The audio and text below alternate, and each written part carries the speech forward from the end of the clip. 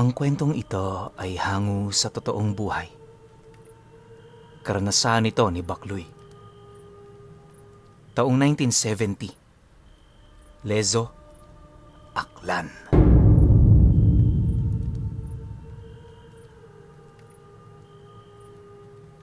Lumaking walang sinasandigang pamilya itong si Bakloy. Halos ilang taon na rin siyang nag-iisa, kaya na may natutunan na niya kung papaano buhayin ang sarili niya. Ayon sa kanya, na sa mga panahong yon, buhay pa naman ang mga magulang niya. Sapilitan siyang itinakwil ng mga ito sa paniniwalang siya ang malas sa kanilang pamilya. Masakit man yun para kay Bakloy, pero pinili na lamang niyang tanggapin ang kanyang tadhana. Kung mananatili pa kasi siya, baka mapatay lang siya ng kanyang ama nang hindi sinasadya. Hindi man kasi sa paninira, pero lumaki sa pagdidisiplina itong si Bakloy. Konting pagkakamali lang, kastigo de militar na kaagad ang kanyang inaabot. Yung tipong kung hindi siya nito isinisilid sa sako, sapilitan nitong inilulubog sa timbang punong-puno ng tubig ang kanyang ulo. Bugbog at suntok ay naging normal na rin sa kanya, kaya sa katagalan, naging manhid na ang kanyang katawan. Sa kabila ng mga taong nagmamagandang loob na kumupkup sa kanya, pinili na lamang niyang mag-isa. Dalang-dala na kasi siya sa pagkukunwari ng mga tao at napag-isip-isip din niya na sa mga panahong yon, wala siyang ibang masasandigan kundi ang kanyang sarili. Dahil sa ganoong pamamaraan ng kanyang pag-iisip, kalaunay tinantanan na rin siya ng mga tao na nagmamagandang loob sa kanya. Nagsimula na rin noong humirap ng husto ang kanyang buhay, buhat sa maaga niyang pagharap sa realidad. Gayunpaman, sa kabila ng lahat ng yon, nagpatuloy ang pagsusumikap ni Bakloy. Minsan, may mga pagkakataong nakikita siya sa kanilang lugar na nagwawalis ng daan at nagpapakatulong sa mga mayayaman. Wala rin siyang pili sa mga trabaho, kaya lahat ng pwedeng makapagbigay sa kanya ng salapi, pinapatos niya. Dahil sa kasipagan ni Bakloy, araw-araw marami ang naghahanap sa kanya para mag-utos. Bukod kasi sa masipag, pulido rin ang kanyang trabaho. Hindi rin kamahalan ng kanyang singil, kaya patok talaga yon sa pamilyang walang oras sa kani-kanilang mga gawain. Sa lugar nila noon, kahit medyo sibilisado na at marami ng naninirahan, hindi pa rin maiiwasan ang mga istoryang may kinalaman sa mga kaganapang hindi basta-bastang maipaliwanag ng tao. Kinakatakutan din ang aswang noon sa lugar nila, lalo na yung mga mambabarang na nagbibigay ng sakit sa sinumang taong natitipuhan nito. May mangilan-ngilan ding pamilya noon sa kanilang lugar ang pinaghihinalaang may dugo ng pagiging isang aswang. Ayon kay Bakloy, maraming kwento ukol dito, pero ang nagbigay talaga noon sa kanya ng takot ay yung matandang nagtitinda malapit sa barong-barong na pinagtitirhan niya na si Aling Rosana. Wala naman talagang kakaiba kay Aling Rosana kung iisipin. Sa unang tingin, masasabi mong isa lang itong ulilang matanda na ang tanging hangad sa buhay ay makaraos. Subalit kapag marinig mo na ang kwento ni Aling Rosana, magbabago ang lahat ng iyong inaakala sa kanya. Marami kasi ang nagsasabi noon na yung matandang yon hindi tumatanda. Yung mga kasabayan nito matagal nang pumanaw, pero siya buhay na buhay at napakalusog pa. Hindi rin ito nagsasawang magtinda ng mga kakanin kahit wala namang bumibili. Dagdag pa niya na, iisang bagay lang ang nakakakuha ng atensyon ng matandang yon, at yun ay walang iba kundi ang mga batang dumaraan na nasa edad 1 hanggang 5. Kahit hindi yun kilala ng matanda, basta nakita niya ito, susubukan niya itong tawagin at paglaruan. Kapag tumanggi naman ng mga magulang nito, mumurahin niya yon, sabay balik sa kanyang bahay. Ilang araw din itong magsasarado ng pinto na para bang may mga ginagawa yung bagay na hindi pangkaraniwan para sa mga tao. Ang mas nagbigay pa ng takot sa kanya ay nung malaman niyang namatay sa mga karamdaman yung mga taong sinubukang palayasin ng matanda sa kanilang lugar. Magmula rin noong nangyari ito, wala nang naglakas loob na magpaalis kay Aling Rosana. Ang tanging nagagawa na lamang nila, walang iba kundi ang umiwas. Isang matibay na indikasyon na ginagawa yon ng kanyang mga kababaryo ay yung pagsilipat ng mga kapitbahay nito. Gustuhin man sana noong lumipat ni Bakloy, pero hindi niya yun magawa-gawa, dala na rin ng matinding kakapusan. Kung susubukan niya man kasing lumayas, maaaring magpalaboy-laboy lang siya sa kalsada dahil sa wala naman siyang matutuluyang pamilya. Natatakot man si Bakloy para sa kanyang buhay, alang-alang sa pinagpagalan niyang bahay, pinili niyang manatili. Sa isip-isip niya, hindi naman siya pag-iinteresa ng matanda dahil unang-una hindi naman siya bata. Napakadungis din ang kanyang itsura at nasisiguro niyang may sakit na rin ang kanyang sistema dahil sa madalas siyang nalilipasan ng gutom. Pero, yon ang akala niya. Isang hapon, kakatapos lang ng trabaho ni Bakloy. Matapos niyang bumili ng pagkain para sa kanyang hapunan, diretso naman siyang umuwi para magpahinga. Pagdaan niya sa tindahan ni Aling Rosana, nakita naman niya yung may pinapagalitang bata sa loob ng bahay nito. Panayang pagmumura ng matanda habang inaambahan nito ang bata na papaluin. Nang masipat naman yun ni Bakloy, di naman niya maiwasang mapahinto para magmasid. Maigi niya talagang tiningnan ng batang yon upang maipagbigay alam yon sa mga magulang nitong naghahanap doon. Makalipas pa ang ilang minuto, bigla naman siyang natigilan nang tumitig sa kanya yung matanda. Nanlilisik ang mga mata nito habang pabuka-buka ang bibig na para bang may mga salita yung binabanggit. Maya-maya pa, laking gulat na lamang ni Bakloy nang mapansin niya ang mabilis na paglapit sa kanya ng matanda. Yung tindahan nitong nakabukas ang tanging naging pagitan nilang dalawa, pero alam niya sa kanyang sarili na hindi siya doon ligtas. Pagngisi naman ng matanda sa kanya, dahan-dahan itong pinagapang sa kahoy ang kanyang mga daliri habang ikinakatok doon ang kanyang mga kuko. Panay din ang pag-angil nito, nakalaunay narinig naman niya yung magwika sa kanya ng, "Lumakad ka na lang, Bakloy. Kalimutan mo ang mga nakita mo at wala tayong pag-uusapan. Gusto ko yung ganyang ugali mo. Kaya ngayon palang makisama ka. Ano man ang gawin ko sa bahay na ito, pamamahay ko to at wala kang magagawa. Sige na, at marami pa akong gagawin." Kasabay ng pagwika ng matanda ay ang pagsarado naman ito ng tindahan. Matapos nun, ang tanging narinig na lamang niya sa loob ay yung iyak ng bata habang pinapalo ng matanda. Awang-awa talaga siya sa batang yon.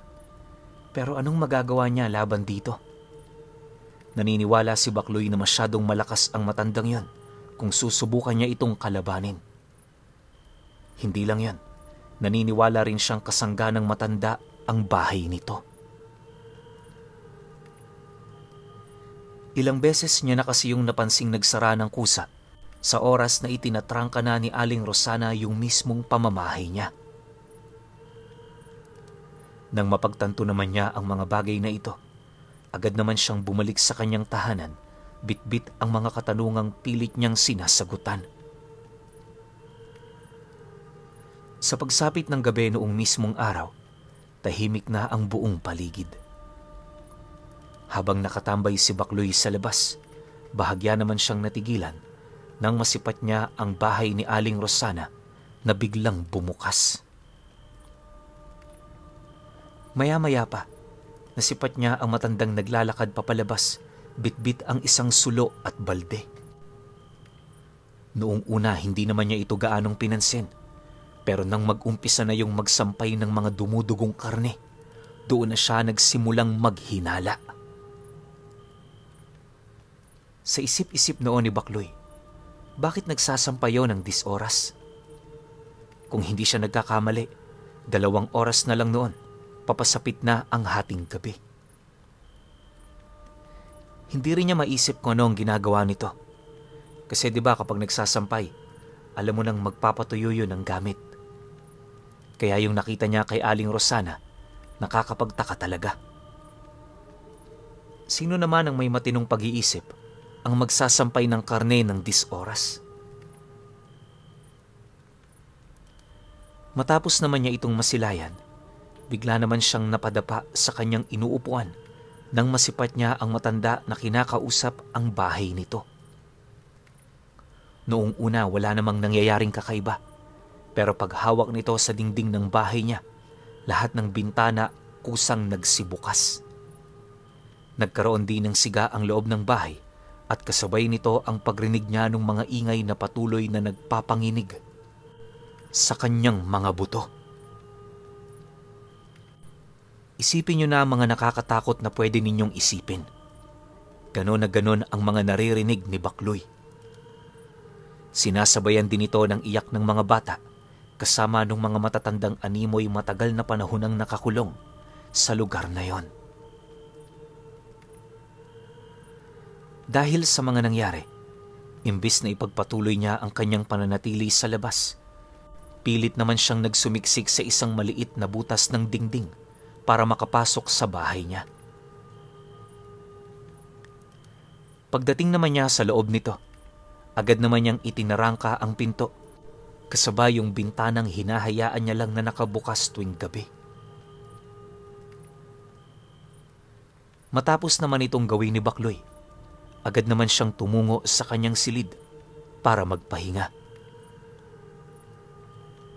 Pagpikit naman ng kanyang mga mata, halos ramdam naman niya ang pagiging aktibo ng pakiramdam niya. Yung tipong konting kaluskus lang, hindi niya maiwasang maalarma. Dahil sa ganoong pangyayari, wala siyang naging maayos na tulog buong magdamag. Kinabukasan paglabas niya ng kanyang bahay, agad naman niyang nasipat si Aling Rosana na nagwawalis sa labas ng tindahan nito. Nang mapansin naman ito ang kanyang pagdaan, bigla naman itong humagikgik habang pasimpleng nagwiwika sa kanya ng, "Iwasan mo kasi ang kakasubaybay mo sa akin. Alam mo naman akong ano ako eh. Wala ka nang dapat patunayan pa. Ang kailangan mong gawin, iho, manahimik at asikasuhin mo yung buhay mo. Ganyan lang kasimple kung talagang hindi ka naghahanap ng gulo." Nang marinig naman ni Bakloy ang sinabi nito, patay mali siya lang naman siyang naglakad papalayo. Makalipas pa ang ilang oras niyang pagtatrabaho, halos hindi pa rin mawala-wala sa isip niya ang tanong sa mga pangyayaring kanyang nakita. Bukod kasi sa mga katanungan, may mga haka-haka rin siyang naiisip kung para saan yung mga karneng isinasampay ng matanda tuwing gabi. Inakala rin niyang hindi na siya makakasilay ng ganoong mga bagay, pero sa paglipas pa ng mga araw, mas lalo lang itong tumitindi. Ayon kay Bakloy Pinuno, Araw-araw umuuwi ng hapon ng matanda, bitbit ang mga batang hindi pamilyar ang mga mukha sa kanya. Kung hindi siya nagkakamali, naninirahan yun sa kabilang baryo, kaya walang naghahanap sa mga ito. Kapag din nasisipat niya yung may dalang bata ng hapon, makikita niya yon sa labas ng 10 oras, nagsasampay na ng mga karne. Ganon at ganon ang nasasaksihan niya noon kay Aling Rosana, hanggang sa dumating ang puntong unti-unti na rin siyang nawawala ng bait buhat sa kanyang mga nakikita. Isang araw, nagkasakit ng malubha itong si Bakloy. Nataon naman noong wala siyang pera, kaya yung tanging nilapitan niya ay yung nag-iisang manggagamot sa kanilang lugar na si Manoy Domingo. Ayon sa kanya, matagal na yung manggagamot sa lugar nila. Marami na rin kasi yung napatunayan, kaya nare-respeto yon ng karamihan. Ang problema lang kay Manoy Domingo, masyado na yung matanda. Wala na rin yung kaalam-alam sa mga nangyayari, gawa ng bibihira lang ito kung lumabas ng kanyang bahay. Dagdag pa ni Bakloy na kahit marami yung nalalaman sa kanilang lugar, sadyang wala na itong lakas para gumawa ng mga bagay-bagay. Umiiwas na rin yon sa anumang gulo na may kinalaman sa mga nilalang na nasa panig ng kaliwa. Pero sa kabila ng lahat ng yon, naiintindihan naman niya ang manggagamot, gawa ng kung iisipin, napakatagal na nang naging serbisyo nito. Maaaring kaya naging gano'n ang kanyang pag-uugali ay dahil sa gusto niyang tumakas sa mga ganoong pangyayari. Alam niyo, Pinuno, na noong mga panahong yon, hindi talaga inaasahan ni Bakloy na tutulong sa kanya si Manoy Domingo. Subalit kahit gano'n ang kanyang iniisip, pinili niya pa ring pumanhik sa pamamahay nito para magbakasakali. Sa pagdating naman niya sa tahanan ng matanda, nasipat naman niya yung nagbibiyak ng bunga ng talisay. Nang mapagtanto naman niyang wala yung pasyente, hindi na rin siya doon nagdalawang isip na lumapit habang nagwiwika rito ng, "Magandang umaga ho, Manoy Domingo. Pwede ho bang makapagpatingin sa'yo? Itong sakit ko ho kasi, ilang araw nang hindi umaalis sa katawan ko eh. Pakiramdam ko, dulot ito ng isang masamang elemento." Nang marinig naman ng matanda ang kanyang sinabi, agad naman itong hinawakan ng kanyang leeg na gumapang patungo sa kanyang noo hanggang sa kanyang dibdib. Matapos naman yung gawin ng matanda, sumagot naman yun sa kanya ng, "Wala namang kakaiba sa katawan mo. Yang nararamdaman mo ngayon, resulta yan ng takot sa mga bagay na nakikita mo. Sabihin mo nga sa akin, ano ba ang mga nakakatakot na nasilayan mo?" Pagkarinig naman ni Bakloy sa sinabi nito, hindi na siya nagdalawang isip na ilahad sa matanda ang tungkol sa pinaggagawa ng kapitbahay niya. Dagdag pa nito na, dahil sa pangyayaring yon, ilang araw na rin siyang hindi nagkakaroon ng magandang tulog. Palagi rin siya nitong sinisindak, kaya namay hindi niya maiwasang mabahala para sa kanyang buhay. Nabanggit niya rin dito ang tungkol sa mga bata na palaging pinapapasok ni Aling Rosana sa pamamahay nito na hindi na nakakalabas pa. Dahil sa kanyang sinabi, ramdam naman niya ang pag-iba ng aura ng albularyo. Sa pagpapatuloy ng kanilang pag-uusap, may binanggit yun sa kanyang tao na makakatulong sa kanyang problema. Ayon pa kay Manoy Domingo na matagal nang gano'n ang gawain ni Rosana. Kaya lang naman walang kumukontra sa ginagawa nito ay dahil sa mga kadugo nitong pwede nitong malapitan anumang oras. Pagtatapat pa ng albularyo na, ilang taon na rin niyang pinagtimpian ng matandang babaeng yon para lamang mapanatili ang kapayapaan sa kanilang lugar. Alam mo, iho, kung hindi lang dahil sa mga taong malapit sa akin dito, Matagal ko nang pinugutan ng ulo yung bruhang yan. Ay, kung sana may lakas pa ang katawan ko, hinding-hindi kita tatanggihan. Wika ng matanda sa kanya. Matapos naman itong makapagwika, may iniabot yun sa kanyang sulat na ibibigay niya sa taong pinapupuntahan nito. Dagdag pa ng albularyo na puntahan niya na yon sa lalong madaling panahon nang sa gayoy mapigilan nila ang matanda sa mga karumal-dumal na bagay na pinaggagawa nito. Nang marinig naman ni Bakloy ang sinabi ni Manoy Domingo, tumangulang naman siya, hudyat ng kanyang pagsang-ayon. 2 araw pa ang lumipas. Dahil sa hina ng kanyang katawan, minabuti niya munang magpagaling sa kanyang tahanan. Nang magkaroon na siya ng lakas, doon pa lamang siya nagsimulang tumawid patungo sa karatig lugar.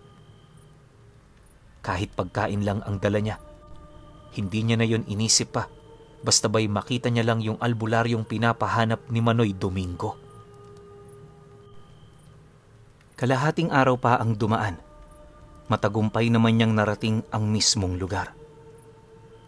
Malawak ang bayan na yon, kaya inabot pa siya ng 1 buong araw kakahanap sa nasabing albularyo. Awa naman ng Diyos, may nakapagturo nito sa kanya, kaya hindi na siya nahirapan pa. Pagdating naman niya sa lugar ng taong yon, bumungad sa kanya ang isang lalaki, nakamukhang kamuka ni Manoy Domingo.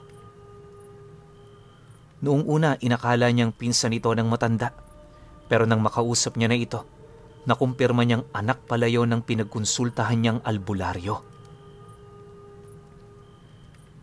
Kahit gulat na gulat siya sa kanyang mga nalaman, pinili naman niyang ilahad dito ang mga pakay niya.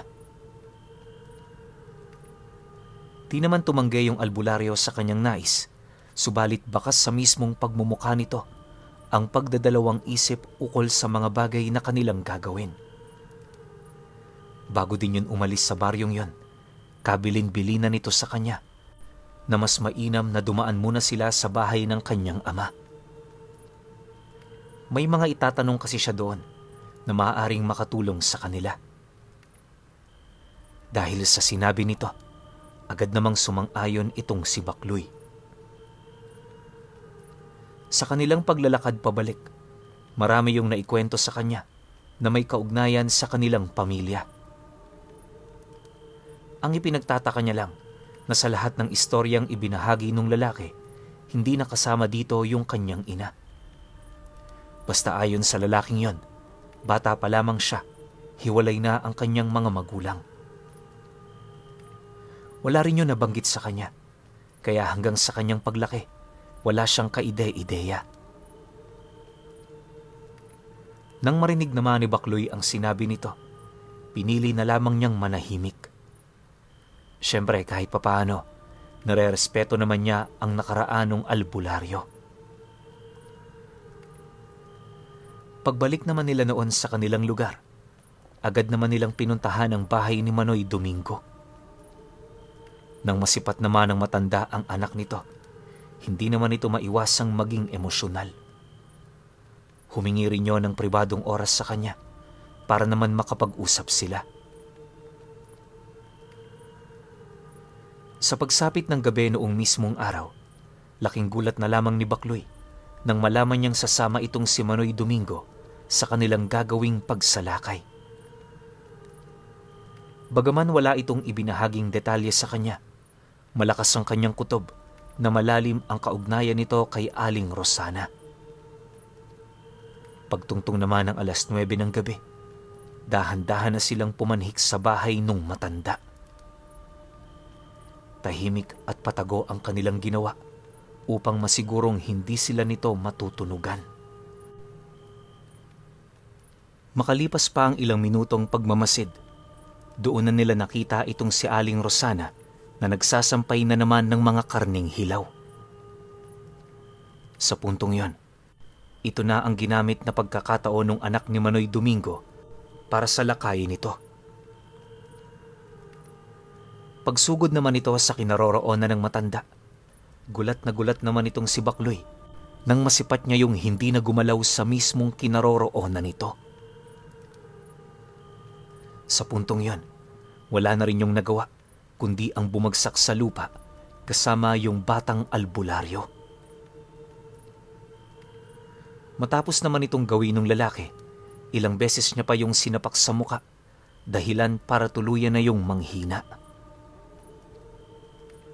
Ganun pa man, sa kabila nito, wala pa rin silang napapansing pagpupumiglas mula sa panig ni Aling Rosana. Maya-maya pa, sapilitan naman yung kinaladkad ng albularyo patungo sa loob ng bahay nito. Nang masipat naman yon ni Bakloy, dahan-dahan naman nila itong sinundan hanggang sa mapasok na nila sa kauna-unahang pagkakataon ang loob ng tahanang yon. Ayon sa kanya, nasa may bandang sala pa lang, nagkalat na ang mga bangang kasing taas nila. May mga takip din yon, at sa estado ng mga ito, parang napakatagal na panahon na yun doong nakaimbak. Sa pagpapatuloy naman ng kanilang paglalakad papasok, marami silang nakitang mga larawan ng masayang pamilyang may nag-iisang supling. Pagdating naman nila sa looban ng bahay, nasipat nila ang isang patay na nilalang na nakapako sa dingding. Wala silang kaide-ideya kung ano ito, pero malakas ang kanilang kutob. May nililikhang kung anong nilalang ang matanda. Maya-maya pa, doon na din nila natagpuan ang hindi mabilang na bungo ng mga bata. Nakasalansan yun sa gilid ng sahig, kung saan purong mga kalansay na lamang ang mga ito. Matapos naman nila itong masaksihan, hindi naman nila maiwasang magpakakampante. Gawa ng ang buong akala nila, nag-iisa lang yung matanda. Subalit ng akmang hahalughugin na nila ang paligid ng bahay, may narinig silang mabibigat na pagyapak hanggang sa hindi naglaon, tumambad sa kanila ang isang nilalang na bukod tangi ang itsura. Ayon kay Bakloy, parang demonyo ang wangis nito, gawa ng napakalayo nito sa isang pangkaraniwang tao. Bukod sa wala yung mga mata, napakalaki din ng mga bunganga nito, kung saan doon nagsisiuslian ang kanyang matatalas na mga pangil. Butot balat din ang nilalang na yon, at ang mga galamay nito gawa sa mga sanga ng kahoy na pilit pinagtagpi-tagpi para yon ay mabuo.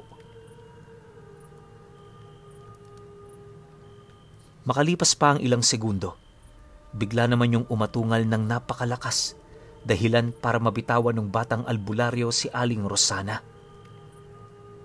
Walang sabi-sabi, agad namang hinugot nito ang dala nitong sundang na siyang naging sanhi upang magpang-abot sila ng nilalang. Halos inabot din ng kalahating oras ang kanilang pagbubuno na siya namang sumira sa lahat ng gamit ng matanda. Akala nga noon ni Bakloy, magagapi ng nilalang na yon ang anak ni Manoy Domingo, subalit dahil sa tinderi ng karga nito, hindi yun nahirapang makipagsagupaan laban sa nilalang. Sa tulong ng mutya ng kawayan at ng mga talandro nitong tangan, nagawa nitong mapangibabawan ang nilalang. Maya-maya pa, nang mataga naman ito ng 3 beses ang nilalang na yon, bahagya naman yung napaatras habang naghahanap ng paraan para umatake.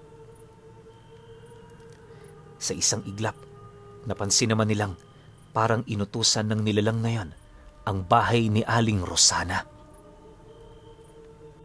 Pagsarado naman ng bintana nito pa isa-isa, agad namang gumawa ng paraan ng albularyo, gawa ng malakas ang kutob nito na may mangyayari sa kanilang hindi kaaya-aya sa oras na sumarado ang lahat ng pinto.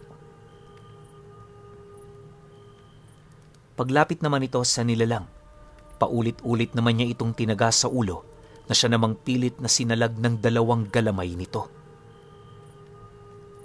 Pagtulak naman ito sa kanya papalayo, doon na yon nagsimulang magbigkas ng mga engkantasyon na siyang naging sanhi upang magsimulang lumiyab ang bahay na yon.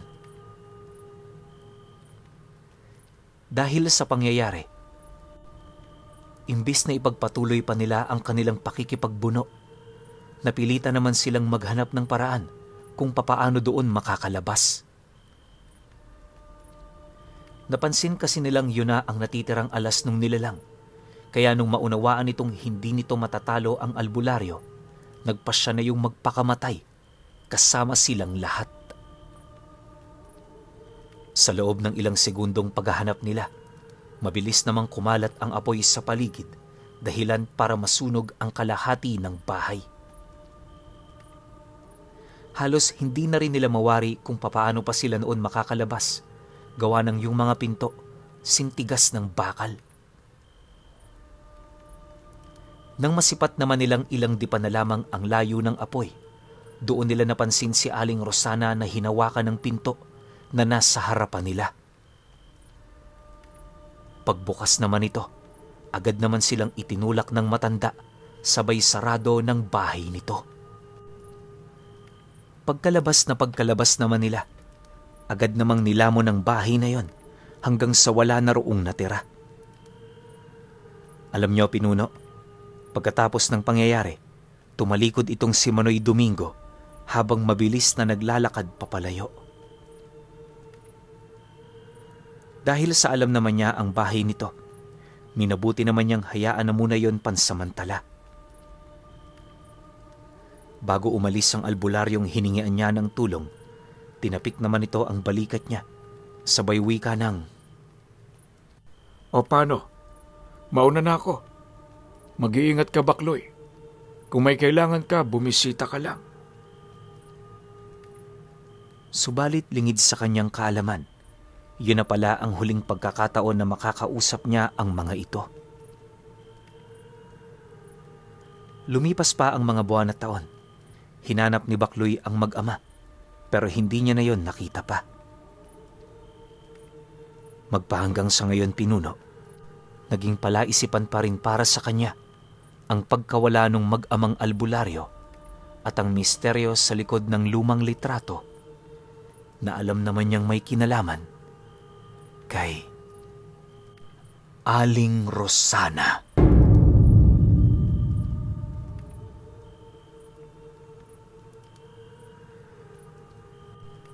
Okay. Opinyon ko sa kwento. Grabe, nakakakilabot magkaroon ng ganitong klase ng kapitbahay, no? Pero ang tibay ni Bakloy. Kasi tumagal siya eh. Or no choice lang siya kaya siya tumagal. Pero hindi ko lang maisip, no? Na kung hindi pa magsusumbong itong si Bakloy dun sa mga manggagamot na nakilala niya, eh hindi pa magtatapos yung paghahasik ng lagim ni Aling Rosana. Sobrang kawawa ng mga bata. Diba, paano na lang yung mga magulang nun? Pero sa tingin ko, merong mahika to si Aling Rosana na kapag ginawa niya yung bata, hindi na yun maaalala ng mga kamag-anak nito. Kasi alam ko, may nabanggit na akong ganitong klase ng aswang eh. Tapos pinapatuyo niya pa yung karne, takot na takot siyang maubusan. Hindi ko magets kung bakit imbak ng imbak si Aling Rosana, mag-isa lang naman siyang kumakain. Though may sinabi naman yung albularyo na may mga kamag-anak yon na kinakatakutan nila. Kaya siguro nag-iipon ng maraming pagkain si Aling Rosana para bigyan yung mga yon. Kayo, sa tingin nyo, ito bang si Aling Rosana dating asawa ng manggagamot? Tas nanay nung binatang manggagamot? Malaki yung tsansa, di ba? Kaso lang hindi na nabulgar sa kwento. Pero ako, pakiramdam ko yun. Na siguro sa isip nila na hanggat walang nagsusumbong sa ginagawa ng asawa niya, wala siyang pake kung ano man ang gawin nun. Pero meron nang nakatunog eh. Meron nang nagsumbong. So ang ginawa, pinatay na lang niya yung asawa niya. Yun naman duda ko lang hula ko lang yun. Hindi ako 100% sure dun. Kaya kayo pa rin. Kung may opinion kayo sa kwentong ito, comment nyo lang sa baba. Yun lang. Hanggang sa susunod na kwento. Salamat.